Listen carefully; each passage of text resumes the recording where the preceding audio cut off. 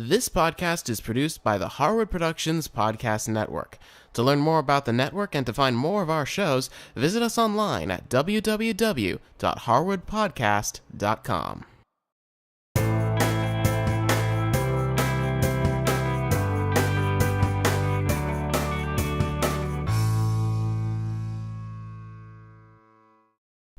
Hey there guys, and welcome back to another episode of Sketchup, a 3D Toolbox. I'm your host Cameron Harris, and today we're starting a brand new series of episodes all on actually modeling a living room. We're going to start today by modeling the walls and then adding doors and windows. So let's get started. Alrighty, so what I've done here is I've launched SketchUp, and I've just created a new project, and at the moment I haven't saved this, so that's the first thing we want to do. So we'll just go ahead and save this, and I'll just save it to the desktop for now.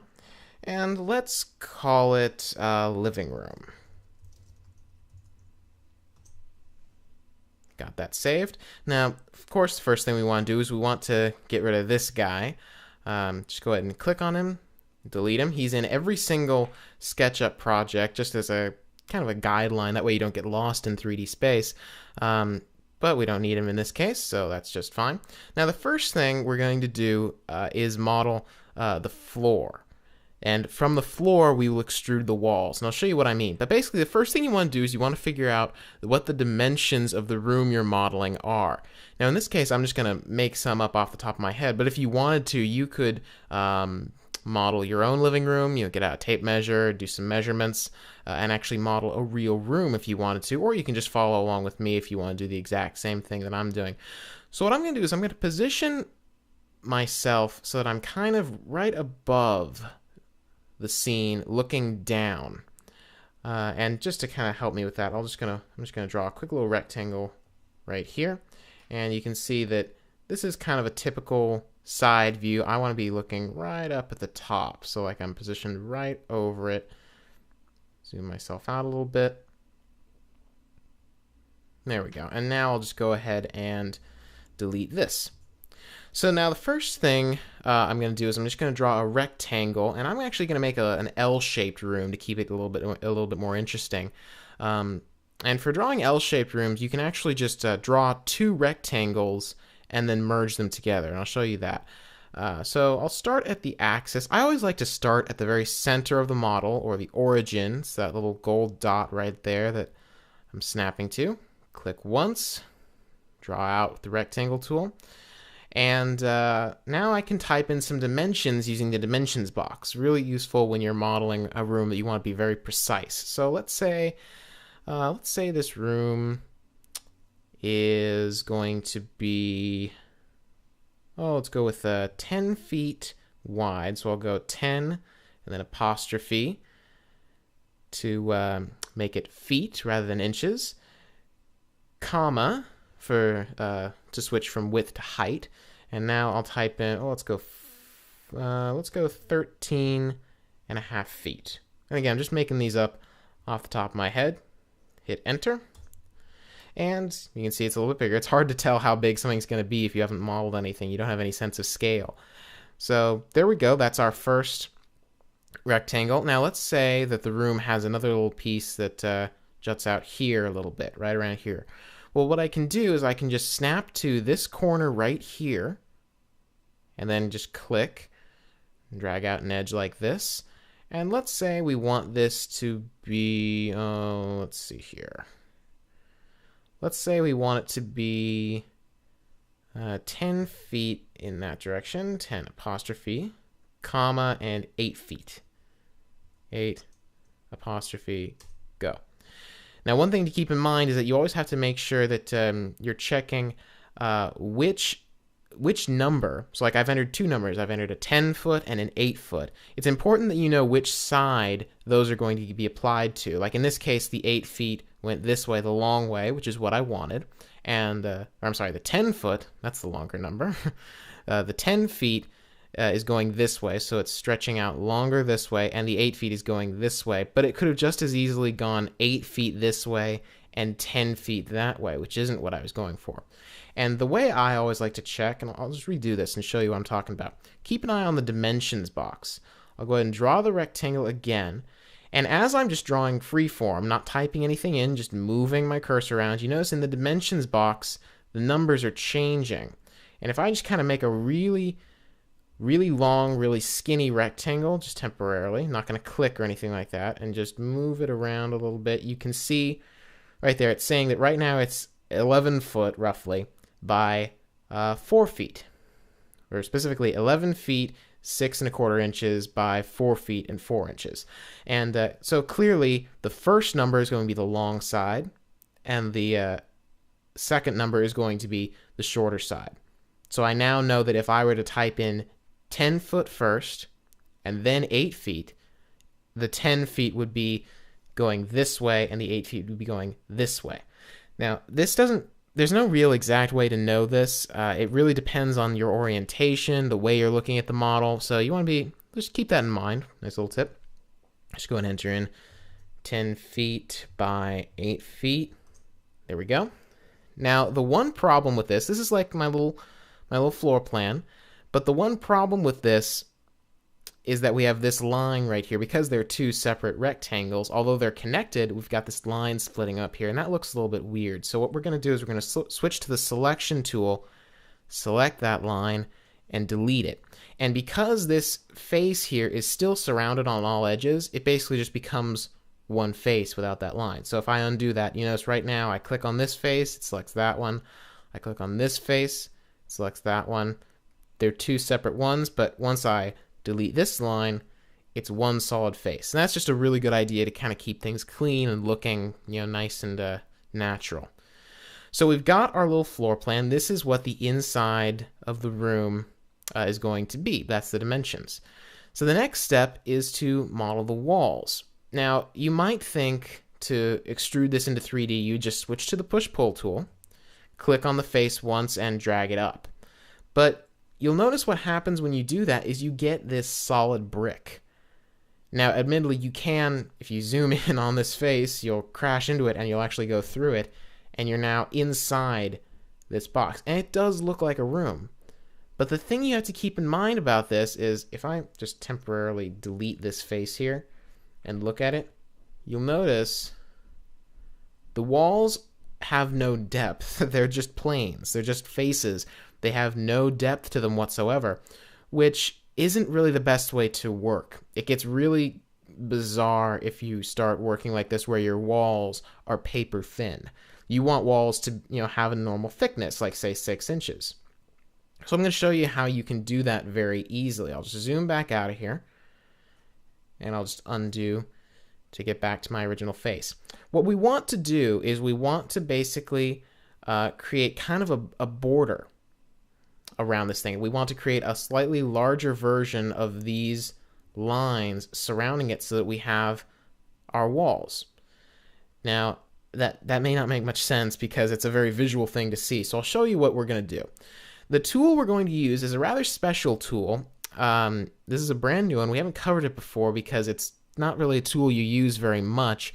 You use it mostly when you're creating things like rooms and things like that. It's called the offset tool, and it's up here in your toolbar.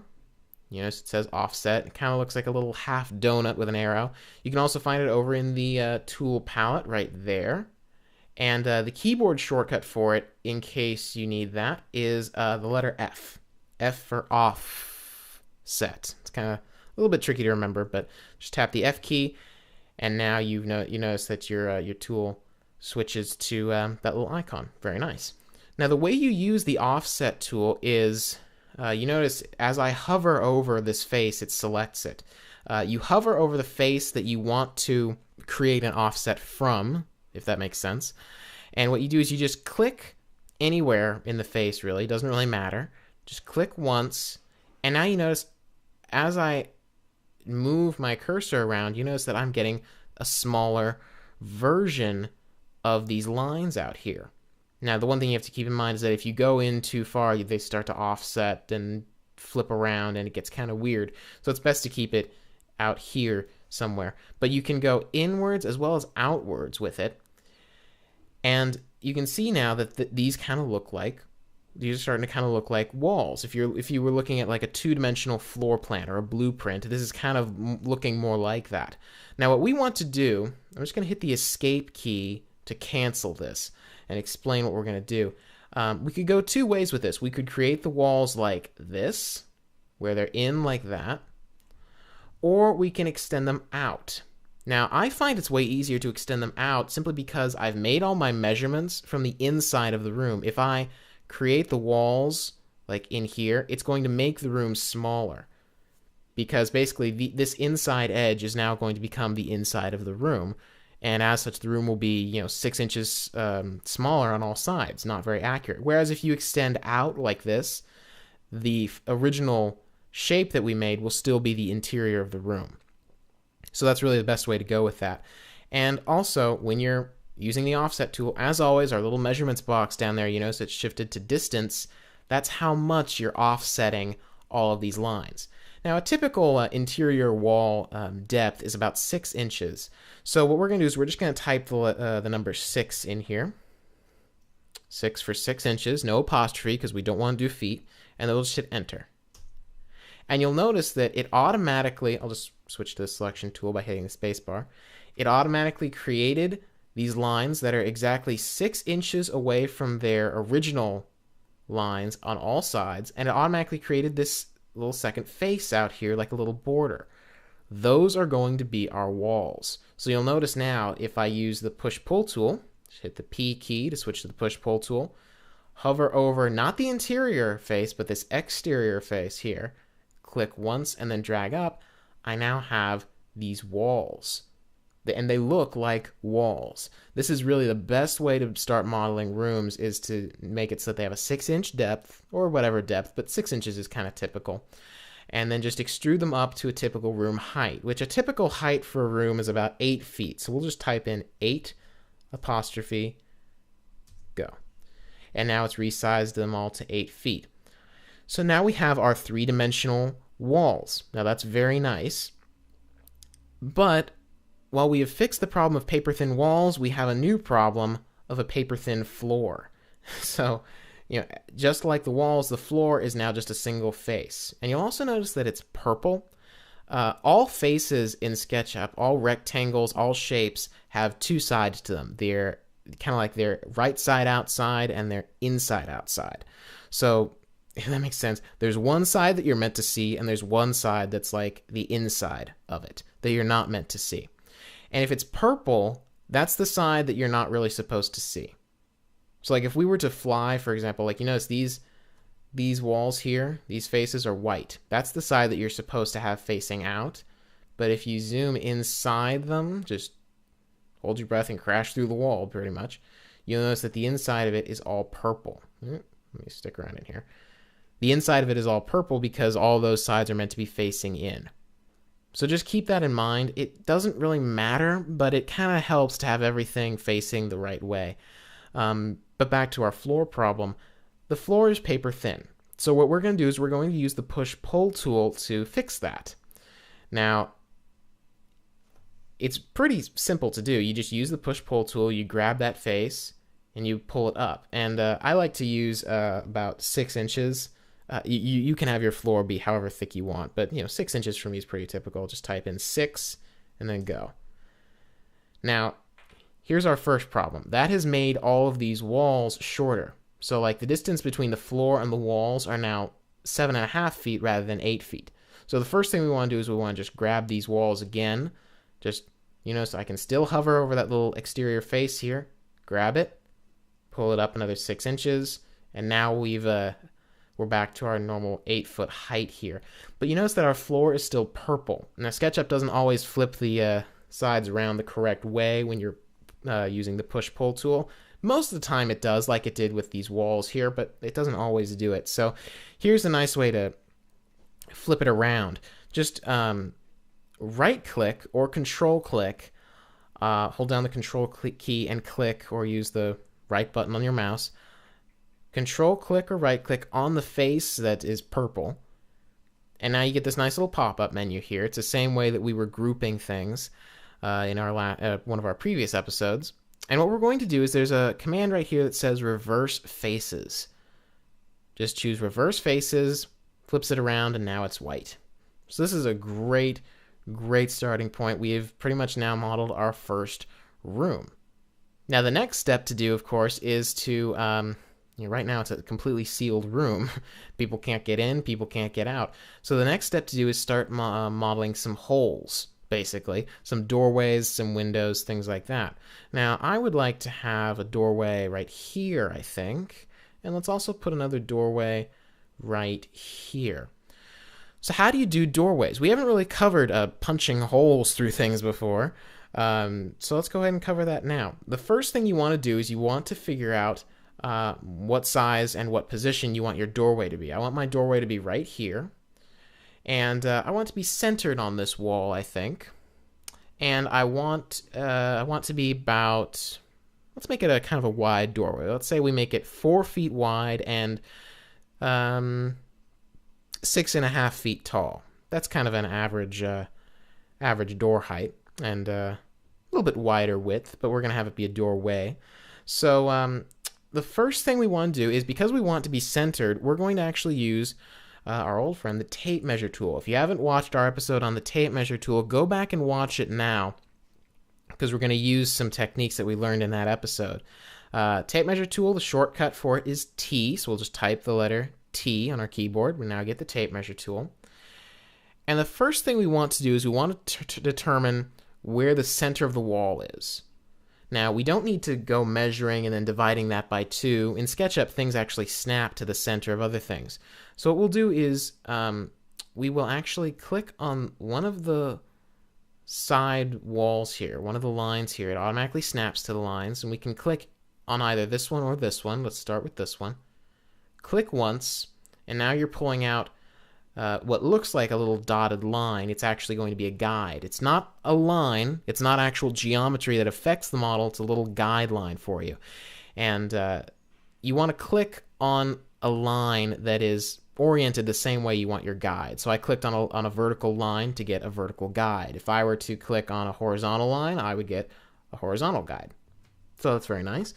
Let's go ahead and use this guide and mark the center. Now you notice it's not really snapping anywhere. That's because we need to actually have our tape measure hovering over one of the lines. We can either use the bottom line or the top line up here. I'll just use the bottom one and zoom in on it a little bit. Looks like this is around the center. There we go.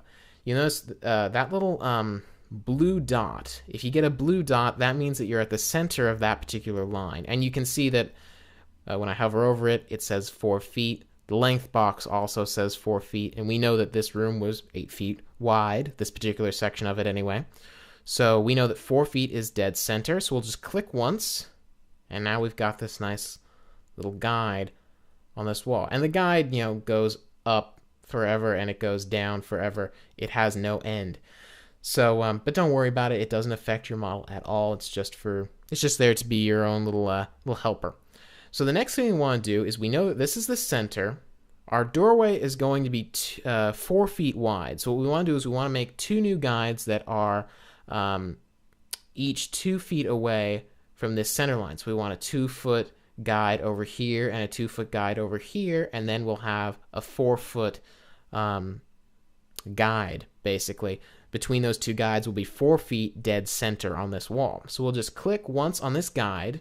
It's really nice too, because you can use guides as the base for a guide. So it's really nice. Just click once on the dead center guide, pull it out, and now we're going to type in 2 feet, 2 apostrophe, 2 feet.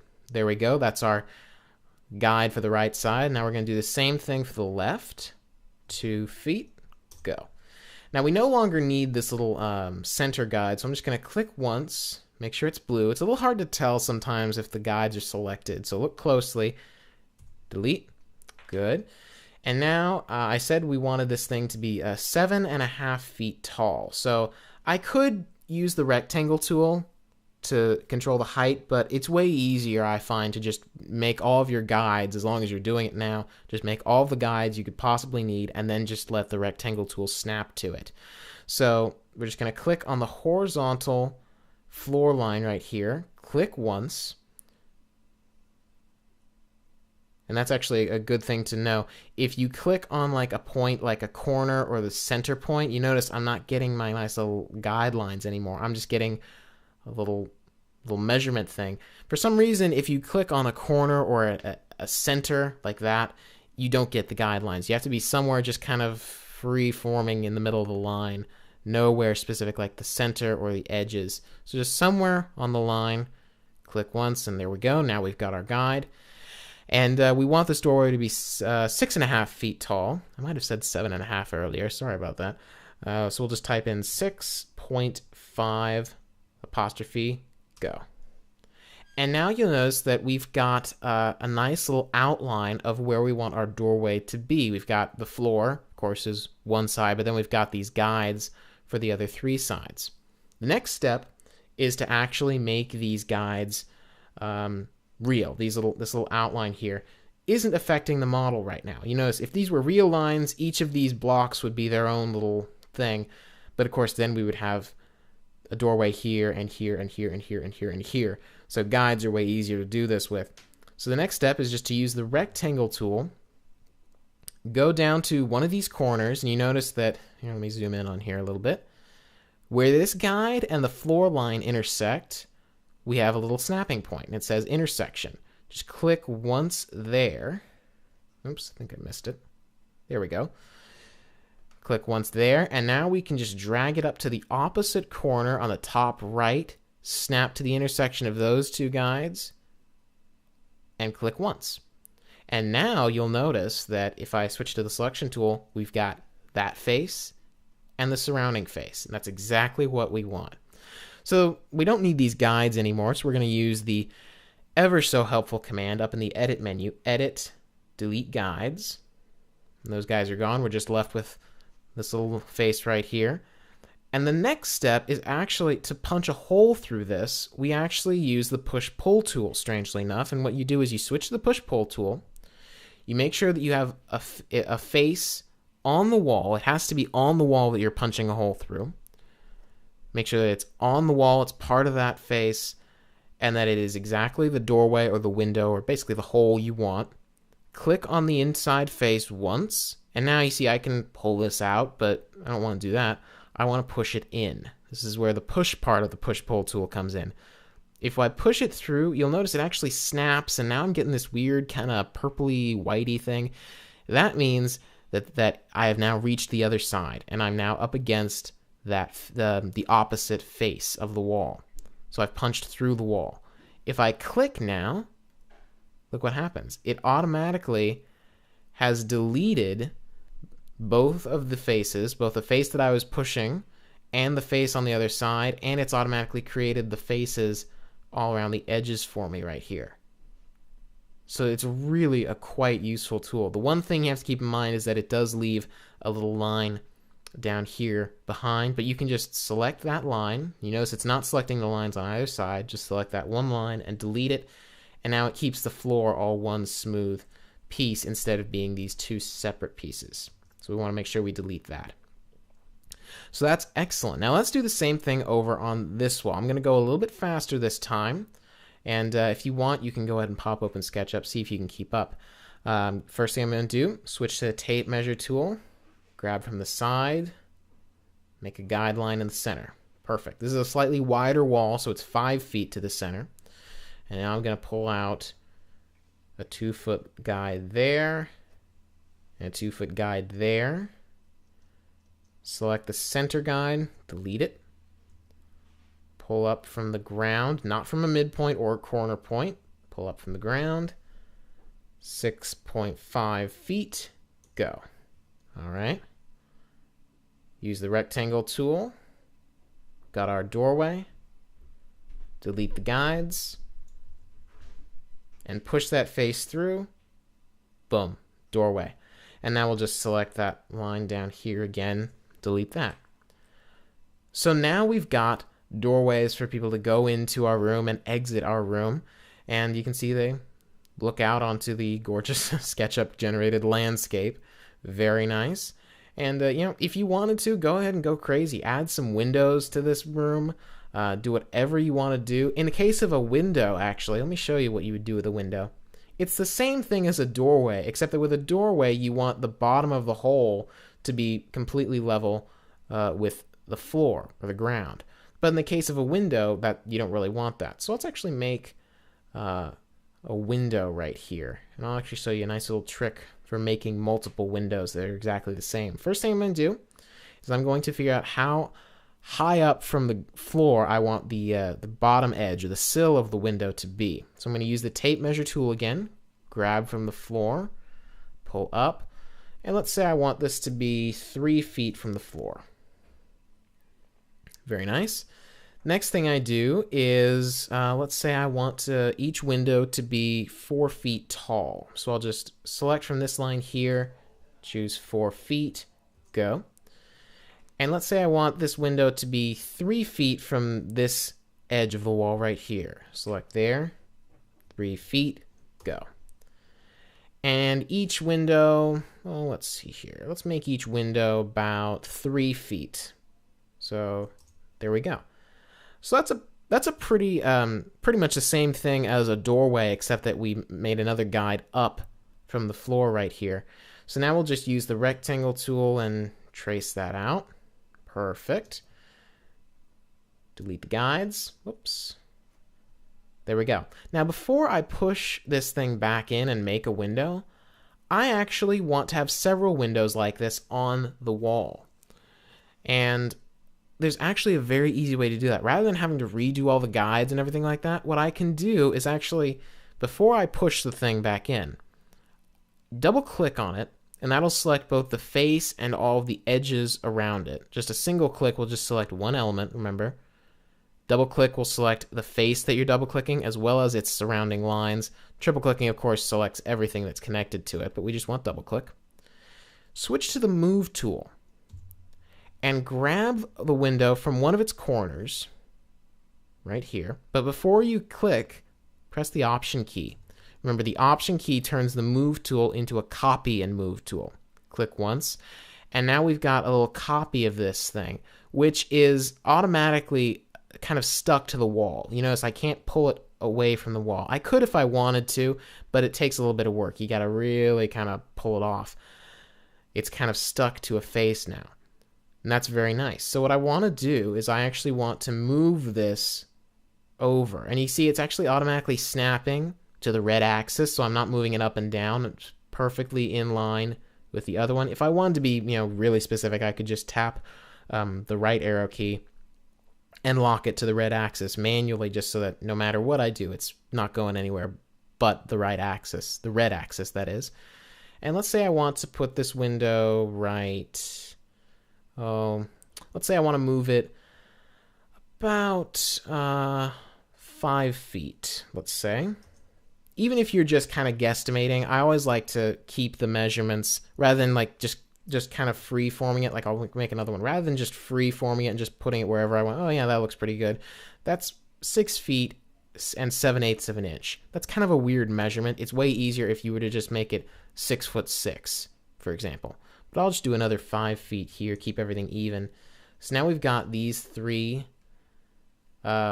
faces right here that are ready to be made into windows. And actually I can go one step further, select it and copy it again, but if I move my mouse over to this face, this other wall, look at that, it automatically rotates itself and snaps it to that wall. But you notice it's kind of lost itself a little bit. It's kind of can go anywhere. It gets a little bit tricky because you want to make sure that you know where it is on the wall. So the first thing I'm going to do is actually make another guide just for height on this wall, just so I'm positioning it at the same height as the other windows. So I'm going to click once on the ground right here, or the floor, click on that edge, pull up a guide, but oh shoot, how high above the floor did I make those windows? If you're doing this later, you might easily forget, or you can't, you're just not entirely sure. There's a very easy way to snap this to the height of other things. Just tap one of the up or down arrow keys, either one works, and that'll lock your guide to the vertical axis, so that even if I move my tape measure wherever I go, the guide's not going anywhere but up and down on that face. Then just hover your tape measure over the bottom edge of one of your other windows, And you'll notice it automatically snaps the height of the guide to the exact same height as that sill. Very useful. So just click once, and there you go, you've got your guide. So the next thing I'm going to do is just reselect my face over here. I'm going to grab him from this corner this time and stick him over here. Now I'm going to stick him anywhere I want, but what I'm going to do next is I'm going to actually make another guide from this edge here, 3 feet, because I have this guy, you know, so if I make a quick little measurement here, that window is 3 feet from that corner, so I want this window to be 3 feet from that corner as well. So I'll just make that guide there. I was a little bit off, so I'll just grab him right there and move him over again. Bingo, there we go. And now I will just create another window 5 feet this way. Whoops. I did 55 feet. You gotta watch what you're typing sometimes. 5 apostrophe go. There we go. So now I've got all these faces. I didn't have to do too many guides, just had to copy everything over. And now what I can do is I can just use a push-pull tool on every single one of these guys. Punch them out. And then delete the guides for a nice finishing touch.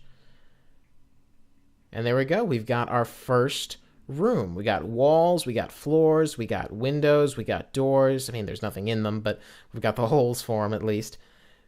This is going to be the basis of the model that we're going to be working on for the next series of episodes.